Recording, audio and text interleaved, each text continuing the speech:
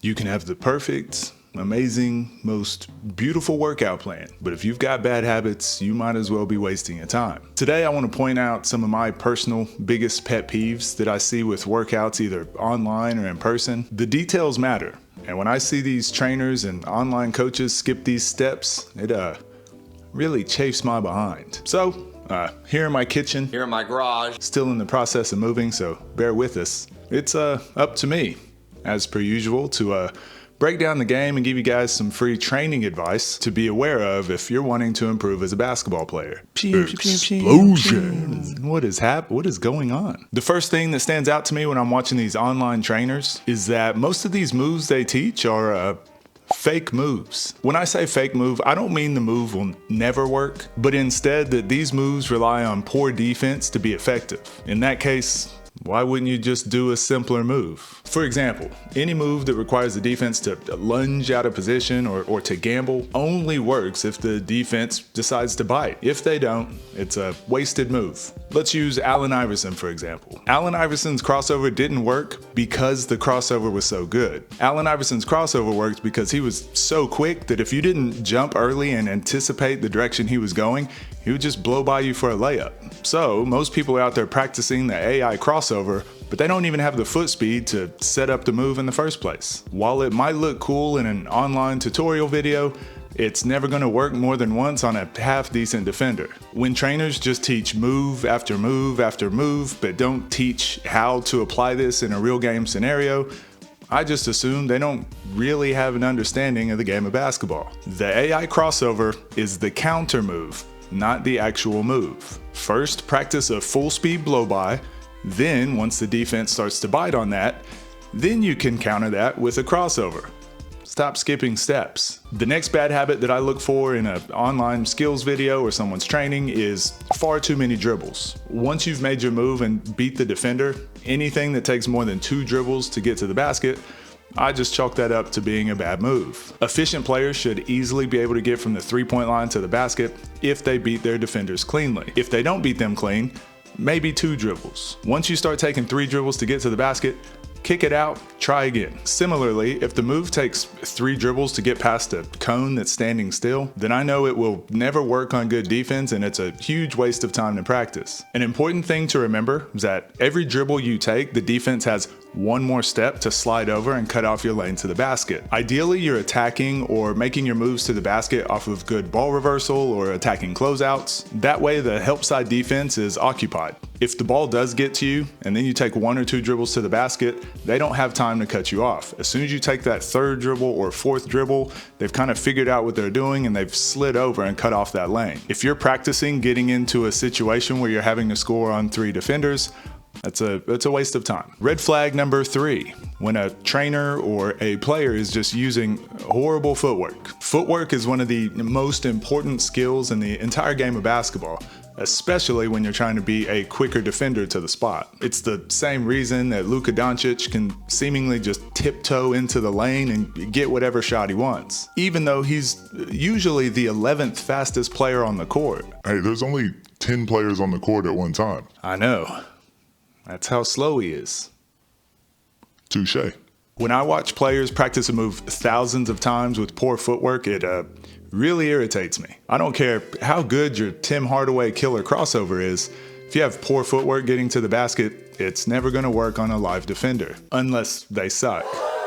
In which case, the move doesn't matter anyways. One of the main culprits of poor footwork is the negative step. The negative step is basically just stepping backwards to get momentum to go forwards. We would ideally be training to never have the negative step. While it can be used at times, it's never more efficient to use that. Therefore, we should always attempt to eliminate the negative step. If it happens and it works, great, but we should never specifically be practicing poor footwork. Anytime you make a move or a crossover to the basket, make sure you're stepping forward and not going backwards first to gain that momentum. This is the main detail that's going to allow you to have success against quicker defenders. When you're practicing, you should always pretend that you're going against the best defender in the entire world. That way, when you make a move in practice, you should always think, Would that have worked on them? If the answer is no, then it was a bad rep. Then you just go back, clean up the footwork, get more efficient, and continue improving that way. The next pet peeve of mine should be a fairly obvious one, but apparently I'm the only one that cares about these things.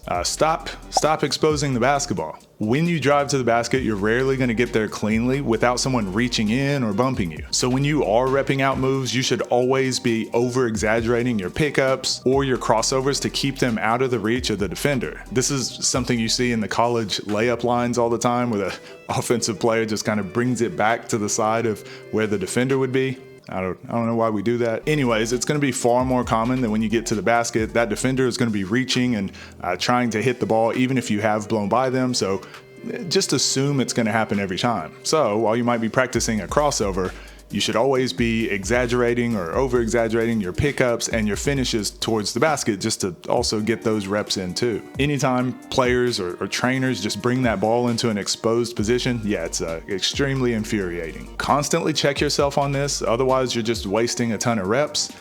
And people that waste reps, they can't sit with us.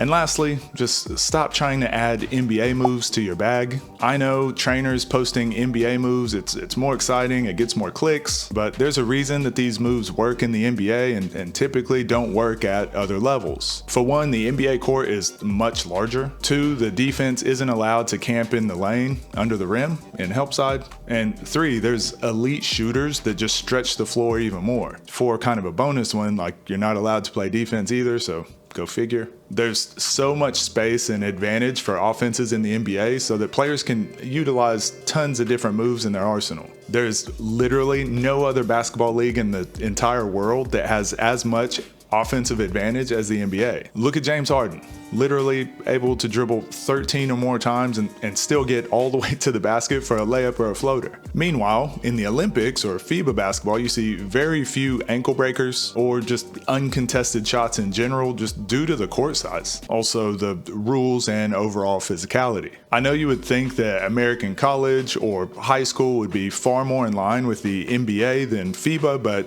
it's actually not the case at all. So stop trying to use the latest Jordan Poole 2K moveset in your just everyday training and focus more on moves that are going to help you be successful in real game situations at the level that you're playing. Beware of trainers that are only posting clips of NBA players or NBA moves. That's a big red flag. The best way to practice this is think about scenarios that you find yourself in over and over in game situations or in practice, and then you just lab out moves in your head. You go to the drawing board and you just practice those over and over and over. You're probably a lot closer to having the answer than you really think. You don't need to search online for the newest TikTok or Instagram reel. Adding 3 or 4 epic NBA moves is rarely going to be the answer. Bonus red flag here. The ultimate move that really grinds my gears is this one here. I don't even know what to call it. Don't know what it is. Some kind of hesitation, step back thing. I don't know.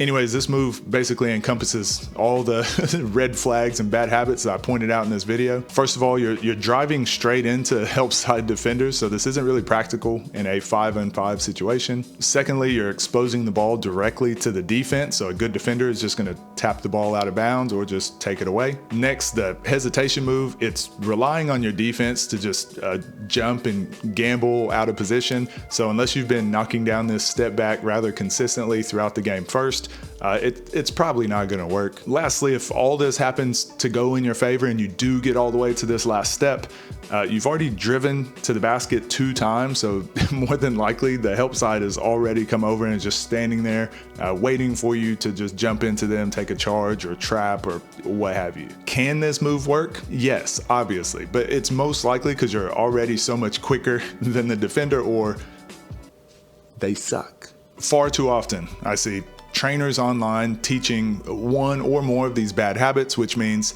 thousands of players a day are logging in, getting their advice, and then going and practicing all these wasted reps. Please do yourselves a favor and look at these moves constructively. Think about how it could actually apply to your game. Maybe give it a try once or twice with friends or, in a non-serious scenario. But please do not build your daily practice plans around these types of moves or training. There's just so many other things you could and should be doing first. And unless these guys can show you very specific situations where it worked for them or players at a lower level that they train, then it's most likely not an effective move. Just be skeptical. Practice knocking down open shots. Practice shot fake drive to the basket, shot fake jab step drive, shot fake jab step drive, shot fake pull up. Like, all these are far more effective moves to practice, and they're extremely hard to guard, especially off of a closeout. We've already done a video on this. We've done a couple videos kind of on this thought process, so go check those out. You don't need another TikTok teaching you the Kobe Bryant confusion maker. You don't need it. Anyways, that's enough of me being the grumpy old man telling these trainers to get off my lawn.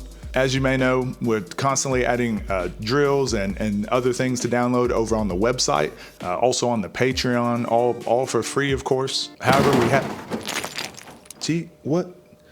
Oh, it was our first paid Patreon members. You guys scared me. Anyways, these guys are contributing to the content that you see over here. They're our first paid members, so I really appreciate that. All the paid members do get to ask me questions directly, and some of them have already done that. So yeah, again, thank you guys. That's enough blabbing. If you want help with your defense, and you can go check out this video that we did a little while back. If you want some tips on how to improve your shot, we got this one over here. Anyways, take care. Thank you guys, and see you in the next one.